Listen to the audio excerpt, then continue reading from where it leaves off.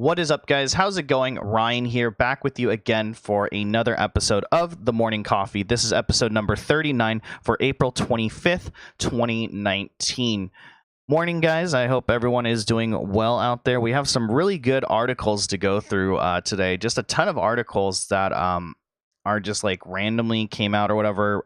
There's a couple, mostly just announcements, but we have some pretty good major articles that we're kind of going to be splitting up for today and stuff like that. So I hope that you guys,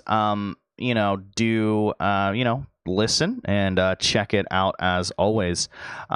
Just a couple things as always before, we begin the podcast. Do remember that we are on Spotify, iTunes, and on YouTube, depending on whatever your preferred method of watching is. So you guys can always go and check those out as well. You can also check out, as always, my Twitch. That's twitch.tv/Ryan Kubo. If you're already on, say, listening to this on audio or listening to this on YouTube as well, go and check out that. We do reruns of past episodes. We do live recordings and streams of episodes. We have 4 podcasts that I'm a part of, and then we also do gaming streams and stuff like that as well. There's also post and pre-show antics that usually happen, so if you guys are just listening to the audio portion, you might be missing out on a little bit of content.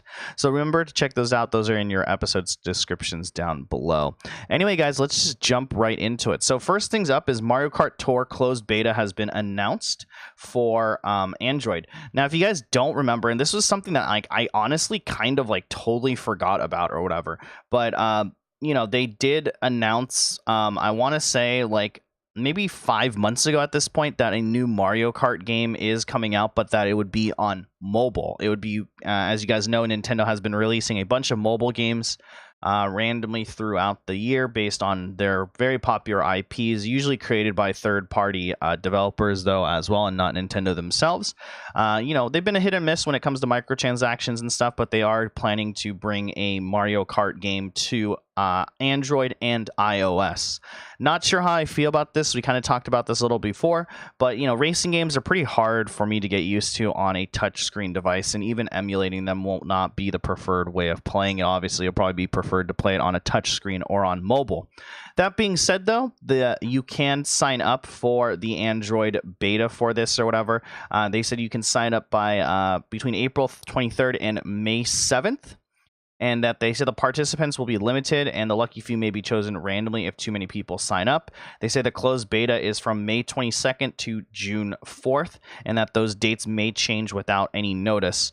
Just FYI that this is for Android only. There's no word on an iOS beta if iOS is going to happen. Usually iOS is kind of weird when it comes to like betas and stuff anyway with their games, so I'm not too surprised if nothing ends up showing up or whatever.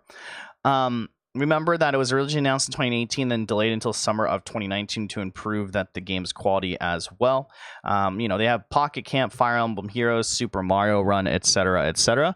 So it'll be pretty interesting to see how this beta goes. A couple notes to add with this beta, though. You do need to have a Nintendo account. Now, it's kind of weird. When I tried to sign up for the beta, it said that I needed an email that was a Gmail. I'm assuming that's because it's on Android, and currently right now my Nintendo account is kind of old, so I have to switch out the email from whatever it is to a Gmail email. So remember that, guys. If your Nintendo account for some reason is not using a Gmail account, it won't actually let you sign up even if you have a Nintendo account in good standing that's super old or whatever it might be. So keep that in mind. Second of all, remember that the game is under NDA during this beta testing phase. So what that means as well is that you will not be allowed to share your thoughts about the game on social media. You're not allowed to post YouTube videos about it or live stream the gameplay as well. So doing so will get you in trouble, or your Twitch or YouTube channels compromised and maybe striked or taken down. So keep that in mind, that when you'll be playing it, you'll be just testing it, and that's about it, just to see how all the bugs are worked out and stuff like that. Apparently the game is coming sometime in the summer, company summer, so remember that can go anywhere from like June 5th to September 28th or something crazy like that. So it's actually a pretty long stretch of time that this game could be released. I'll definitely be trying it on and off stream to be playing it and see how it goes. But like I said, racing games on mobile are pretty hard for me to get into. But yeah, other than that, go check out links in the description as always, and go sign up for this Android beta, and hopefully you guys get in and can test it out. Next up, kind of another article, Super Mario Maker 2 gets a release. Apparently, it arrives on the Switch this summer, and its release date is exactly on June 28th. If you guys didn't know, Mario Maker was a pretty popular game for the Wii U. The Wii U ended up just being a Mario Maker simulator, in my opinion. And now they're bringing Mario Maker 2 to the Nintendo Switch, which I think is a great idea or whatever. Being able to edit and mess with levels on a touchscreen type device looks really, really cool when it is in pocket mode or whatever. So that looks like it's going to be really, really cool and be able to be utilized very well.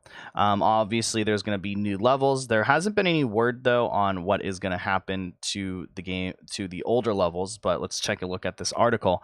It says that much like the first Mario Maker, the Switch game allows users to create and share their own custom Mario stages. As before, the stages can be created in a style of original Super Mario, Super Mario Bros. 3, Super Mario World, Super Mario Bros. U, and this time around, Nintendo has added Super Mario 3D World assets to the suite of options. This isn't the only major difference. Super Mario Maker 2 also gives players the ability to create slopes and angled surfaces, something that wasn't previously possible. Other improvements include the ability to customize how auto-scrolling levels scroll, and an assortment of new tools such as on and off switches, and more. The first one launched blah blah blah. So there's no indicator on this if there is a actual I guess if Mario Maker 1 levels will be transferred over to Super Mario Maker 2.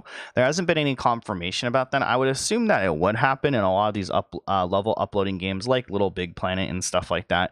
There was those options to upload them there or whatever. So hopefully it ends up being pretty good and pretty fun game. I probably will end up buying this, or at least it was one of the games that I really liked watching on stream as well. So we'll see what ends up happening with either or of this content or whatever, but it's going to be a $60 game for the Nintendo Switch, and I don't know, it seems like it's going to be really cool. Just having it in pocket mode and be able to build and edit stages or whatever off stream does look like something that will be really, really fun, and this kind of reaffirms my statement that I do need to get a capture card. But previously it was announced June of 2019. Now we have a exact release date of June 28th for the Nintendo Switch. Next up, kind of a more serious article. A League of Legends streamer was banned from Twitch for a slur, which he said was misheard. Now, this is something that's pretty controversial and kind of crazy, and so I apologize ahead of time if this comes off as just me not really knowing all the full information, etc., etc. I've tried to follow this as closely as possible, but I do apologize ahead of time if there's some things that have been misconstrued about this article. So, if you guys do not know, a League of Legends player named TF Blade was banned from Twitch on Tuesday for using a racial slur on stream. Pretty much he used the N-word. Essentially, what ended up happening was he got banned for 30 days because of this. If you guys don't know who TF Blade is, he's a pretty prominent League of Legends streamer who streams under the Team Liquid content creation house. And yeah, he says that he apparently did not say the N-word, but that he actually used the word idiot from what he alleges. There are clips of him playing the game, which he apparently got banned for on YouTube and other social media platforms, where, in my opinion, after listening to the clips, I hear the word idiot a bunch or whatever. But it is very interesting kind of what has been happening in this development. So one of a Riot staff member said, regarding TF's Blade ban, I hypothesized some degree of priming. Could have had, in fact, watch the clip after I say idiot a bunch. I think you're one, more likely to hear idiot, and two, if you already heard it before, you'll hear it more clearly. So it's kind of interesting. One of the things that they're kind of saying, if you guys don't understand what that statement meant, is, so I went into the YouTube video or watching the clip via Reddit with the title basically saying that he got banned for saying idiot, which I was very confused about. And since I kind of already had it in my head that it was going to say idiot, When I watched the clip, it very distinctly says idiot. Now, if you think of like other words or other racial slurs or whatever that it could sound like, and keep in mind that he doesn't have the best quality mic, and then on top of that, he does have a slight accent. It could sound like a derogatory racial slur as well, if really listening to it hard enough. But for me, I've always heard idiot in my opinion, so it's very hard to say what the case is. It's most likely that he just said idiot, but I think what happened is it's priming, right? People reported him, or a handful of people reported him because he said the N-word, or they heard him say the N-word. So the reports say, hey, check out this timestamp at this time. He says the N-word. And because of that, you're already primed to already listen out for the N-word. You're not primed to listen out for another word. I guess a prime example of this would be like, what do you hear? Like Laurel or Yanny, right? That was like another thing that was big on the internet like a year ago or so, right? If you went into it thinking in your head, or if you went into it with someone saying Laurel multiple times and then you heard it, it would say Laurel. But then if you did the same thing and someone said multiple times Yanny, then you would all of a sudden the word would change to Yanny. So it's kind of interesting. He was banned for 30-day suspension.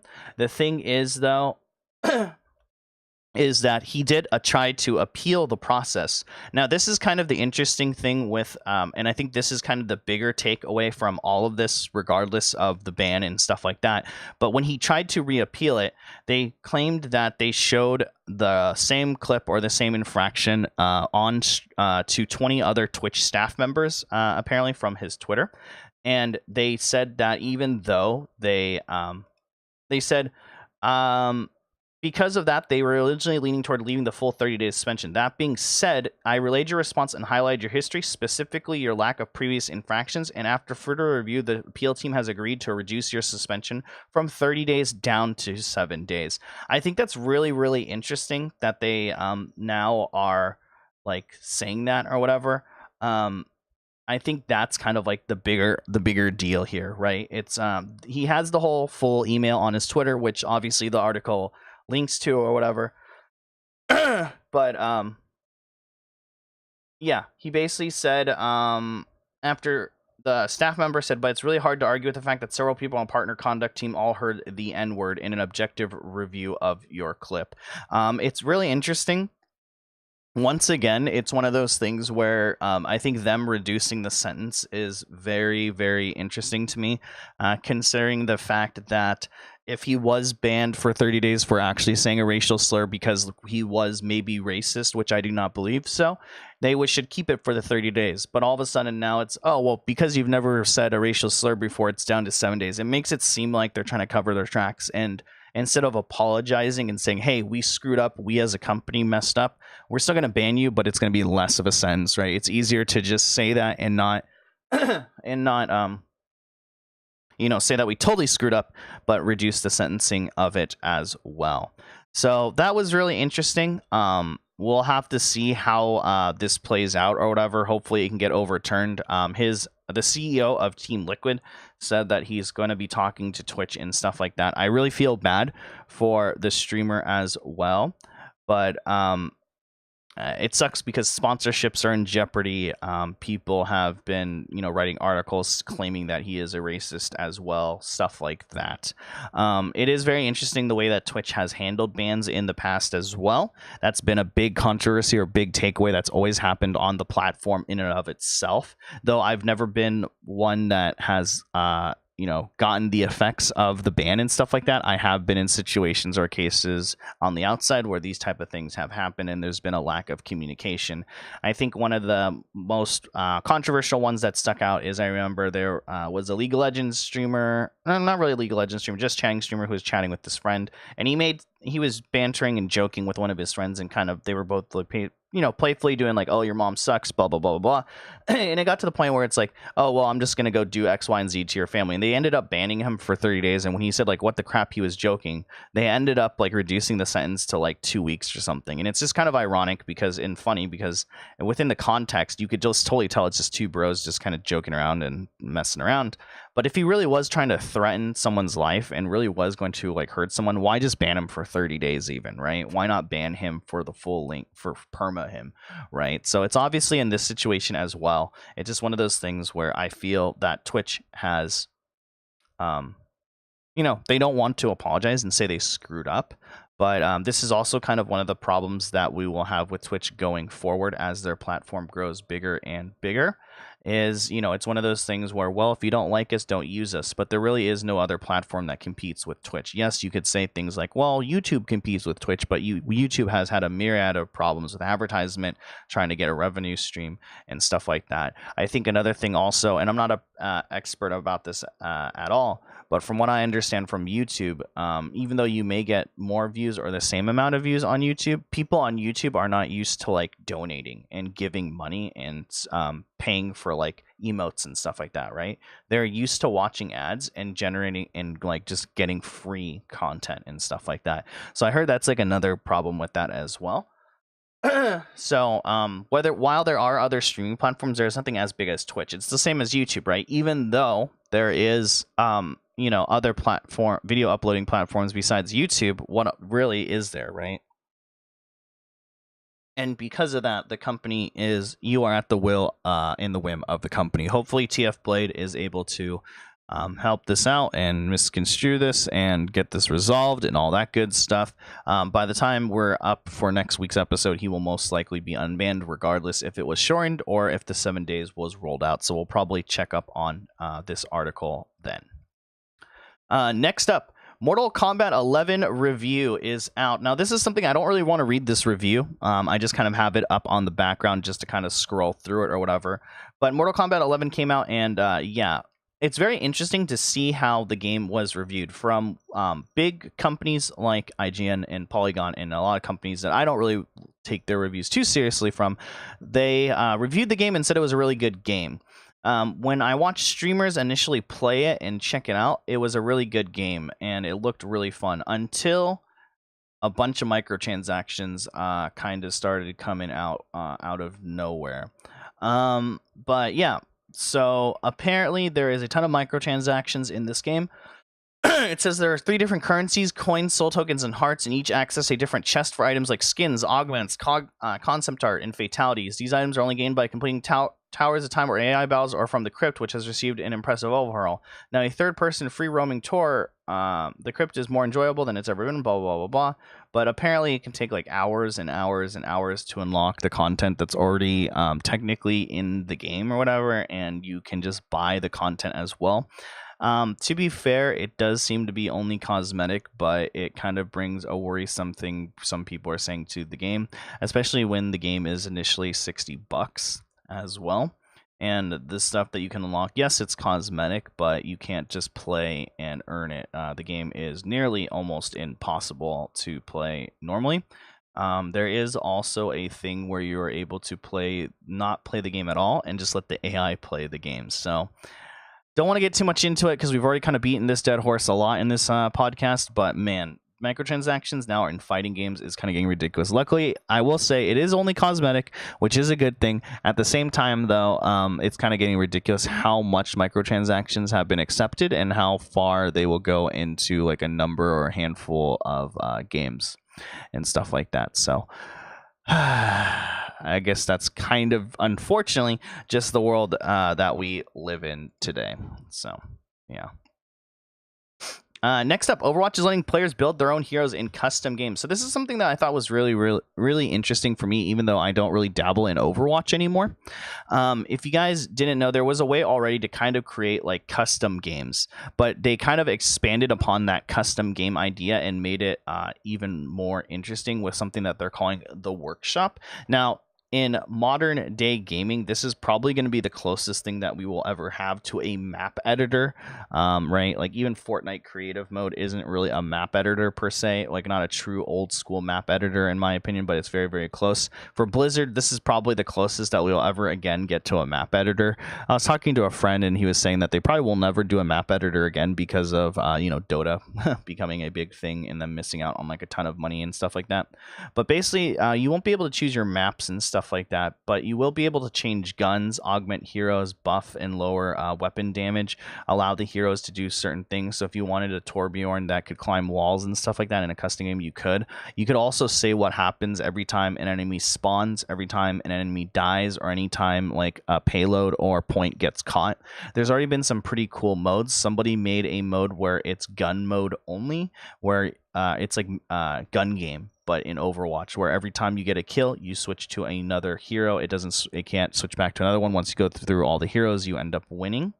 And you can only use, I believe, their right click or whatever like their primary fire button is to be able to like kill enemies and stuff like that. And it's on like random like contained maps as well. So it'd be pretty cool. One of the cool things about this too as well is that they made it so that there are, I guess, like codes that you're able to like import and export into the game and be able to run a server that way, so that you would be able to like basically just play the game and stuff like that. So I thought that was pretty interesting as well, that that's able to be utilized within the game, and that hopefully this type of feature or this type of support is able to be continued on for the rest of Overwatch. I will love to see, like, Smash Brothers just got a stage editor. This game's getting like a workshop for custom games and stuff like that. It'll be really interesting to see where the game is and what custom games come out in the next couple of years with the support of this as well.